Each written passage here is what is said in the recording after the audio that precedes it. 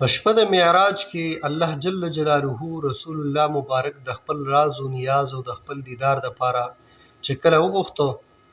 نو الته ورته عجایبات او خودل جهنمونه ورته او خودل جنتونه ورته او خودل نبی رسول الله والسلام فرمایي ما جهنم ولید او په جهنم کې می خپل د امت ډېر خزي ولیدي د سړو په نسبت باندې می خزي زیات ولیدي او خزي می په قسم عذابونو کې وکته د هغه عذابونو نه یو چند نبی رسول الله والسلام دا غي بیان کړم دي او کم ګناهونو او د کم اعمال په وجه باندې چې په جهنم کې د خزوي هغه اعمال او ګناهونه په دې زمانه کې څوک د سره په ګناه کې شمارینه او خزي دغه اعمال نن سبا په دې دور کې ډیر په فخر باندې کوي او دا ورته یو قسمه د سره ګناه عمل ښکارینه حالانکه دومره سخت ګناهونه دي دومره سخت عذابونه دي دغه اعمالو چې دا غي څوک اندازه نشي کولای یو دا چې رسول الله مبارک فرمایي ورأيت امرأة معلقة بشعرها يغلي دماغ رأسها یو خزم ولید داسي چې په جهنم کې د سر د ویختونه هغه ژوند ده او داغي دا دماغ شدي نو دا راخوټ کیږي ما د جبرائیل امین نه تاسو کو چې دا د دې خزي څه عمل دی او دې څه داسې ګناه کړی د چې داغي د وجه نه دا د ویختونه ژوند ده په دې جهنم کې نو ماته جبرائیل امین فرمایي چې انها كانت لا تغطي شعرها من الرجال چې دا خزه چې وا دی په دنیا کې خپل ویخته د نامحرمونه نه پټول د سر پرده به نه کوله د ویختو پرده به نه کوله په آزادانه ماحول کې به ګرځیدا او د سر دا ویخته چې دا به د غیر محرم خلکو د پاره هغه به کولاو پراتو او نو د دې د وجنه دا په دې عذاب کې مسلط ده د عذاب په دې باندې دی چې دا د ویختونو ژوند ده په جهنم کې او دماغ چې دی دا د دې دا خټ کیږي نو ګوره د ویختو پټول د سر پټول د سر پرده کول دومره لازمی دي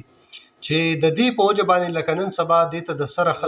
ګنا نه وي حالانکه نبی رسول الله فرمایي چې دومره سخت عذاب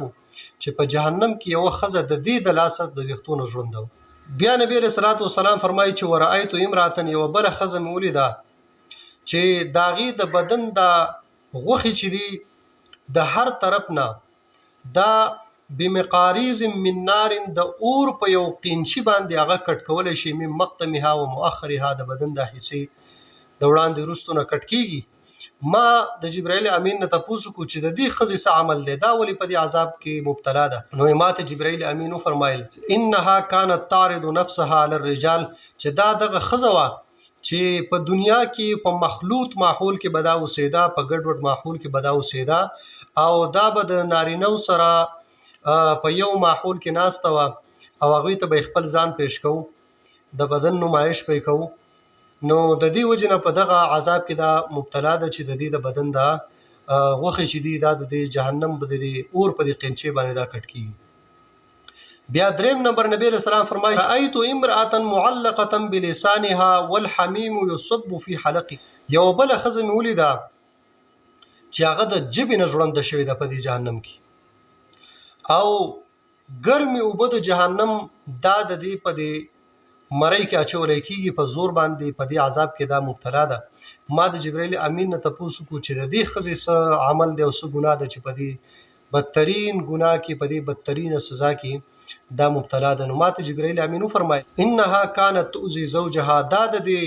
جبنه په دې جانم کې زکه ژوند ده چې په دې جو باندې به خپل خاون له تکلیف ورکړي هغه به حرمتي به د خپل خاون به حرمتي به کولا او داغه بیا ادبي به کولا هغه ته په ښه نظر باندې نه قتل په دې جو باندې به داغه سپګوي کولا د دې وجه نه د دې جبنه په دې جهنم کې ژوند ده بیا نبی رسول الله فرمایي چې یو بل خزه سلورم نمبر ورأيت امرأة قد شد رجلها الى يديها یو بل خزه مولید چې داغي خپې د لاسونو سره یوځه تړل شوی دي وقد سلط عليه الحيات والعقارب او پدی باندې لړماران او ماران چې دي دا په مسلط دي او خپې او لاسونه ول سره یوځه تړل شوی دي نو ما د جبرائیل امین ته تاسو کو چې دا خزه ولې په دې بدترین سزا کې مبتلا ده او د زمره عذاب ولور کول کیږي د دې سوجه ده انها كانت لا تغتسل من الحيض والجنابه دا داسې خزه و چې دی به صفای نه کوله دی به د خپل بیماری نه او د جنابت نه به غسل نه کو او بل دا و چې وکانت تستهین بالصلاه او بل دا چې دا په مانځ کې به ډیره سستی کوله مونږ به نه کو او دی به صفایي نه کوله، د کور صفایي به نه کوله، د خپل ځان صفایي به نه کوله. د دې وجې نه دا په دې عذاب باندې دا عذاب په دې باندې مسلط دی او په دې عذاب کې دا مبتلا ده. بیا نبی علیہ الصلوۃ والسلام فرمایي ورأیت امرأة معلقة برجلیها، یو بل ښځه مې ولیده چې د جهنم په منځ کې هغه د خپونه تړلی شوي د چپ چاپیره د هغې نه لمبې دي. او ما تپوس وکړو چې د دې ښځې چې دا په دې لمبو کې راګیره ده او د دې خپونه تړلی شوې ده نو د دې څه ګناه دی؟ نو ما ته جبرائیل امین وفرمایل انها كانت تخرج من بيتها بغیر اذن زوجها، دا داسې ښځه وه چې دا به د خپل کوره په غیر د خاوند د اجازت نه وته، د خاوند اجازت به ورته نه او دا به د کوره د خاوند د اجازت نه په غیر وته. نو د دې دغه عذاب دی چې دا د خپونه تړلی شوی ده او د جهنم دا لمبې چې دي دا د دې نه تاو دي. بیا نبی علیہ الصلوۃ والسلام فرمایي یو بله ښځه مې ولیده چې رأسها اصل خنزیر، چې د هغې سر چې دا د خنزیر په شان او نور بدن چې دا بدن الحمار دا د خر په شان. نو ما تپوس وکړو چې دا ښځه چې دا د دې څه عذاب دی چې د دې دا سر چې دی دا د خنزیر په شان دی، د دې دا نور بدن چې دا د خر په شان دی، دا ښځه دا ولې په دې عذاب کې مبتلا ده او د دې دا بدن ولې داسې مسخ شوی دی؟ نو ما ته جبرائیل امین وفرمایل انها كانت نمامه وكذابه، دا ښځه چې وه دا ډیره چغلخوري به یې کوله، د یوې کور خبرې به بل کور ته وړي، د یوې ښځې خبرې بلې ښځې ته، او د دوو خاندانونو د کورونو په منځ کې به یې جګړې راوستې، چغلخوري به یې کوله، دروغ به یې پکې وي. نو د دغه دروغتیا او د دغه دروغو د دې چغلخورۍ د وجې نه د دې ښځې دا سر چې دی دا د خنزیر په شان دی او د دې ښځې دا بدن چې دی دا د خر په شان ګرځېدلی دی. بیا نبی علیہ الصلوۃ والسلام فرمایل شي ورأیت امرأة تأکل لحم جسدها والنار توقد من تحتها، یو بله ښځه مې داسې ولیده چې د هغې خپل د بدن د غوښې چې دا به په خپله باندې خوړې او لاندې ته اور بلو او خپل د بدن د غوښې به خوړې. نو ما ته تپوس وکړو چې د دې ښځې څه عمل دی؟ دا ولې دا په دې عذاب کې مبتلا ده؟ نو ما ته جبرائیل امین وفرمایل انها كانت تزين بدنها للناس، دا داسې ښځه وه چې دی به خپل بدن خلکو ته ښایسته کو او خپل د ځان تزیین چې دی دا به نامحرمو دپاره کو، غیر محرمو دپاره چې کله به بهر ته وته نو خپل ډول سنگار به یې کو،